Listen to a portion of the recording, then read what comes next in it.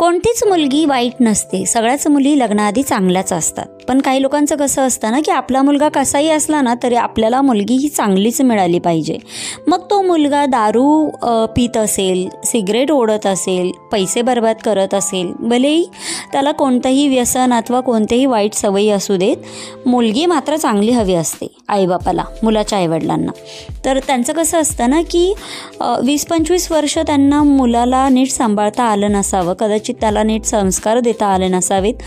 मुलगा आईवडिलांचं ऐकत नसतो ना, त्यावेळेला लोकांनी हे सेट केलेलं आहे की तुम्ही या मुलाचं ना लग्न लावून द्या, लग्न लावून दिल्यानंतर तो मुलगा चांगला वागेल, लग्न झाल्यानंतर ती मुलगी आहे ना ती सगळं सांभाळून घेईल. म्हणजे मला तर खूप आश्चर्य वाटतं अशा विचार करणाऱ्या लोकांचं की तुमचा मुलगा वाईट वळणाचा आहे, तुमच्या मुलाला चांगल्या सवयी नाही आहेत आणि तुम्ही असं बोलता की लग्न लावून द्या याचं तो सुधरेल. तुमच्या वाईट वळण लागलेल्या मुलाला सांभाळण्यासाठी तिला तुम्ही घरात आणताय का? म्हणजे तिचं काही आयुष्य नाहीच आहे आणि अशा मुलाशी जर लग्न लावून दिलं तर तिच्या आयुष्याची तर बरबादीच ना. म्हणजे लोक असं कसं विचार करू शकतात, असं कसं बोलू शकतात, मला खूप आश्चर्य वाटतं.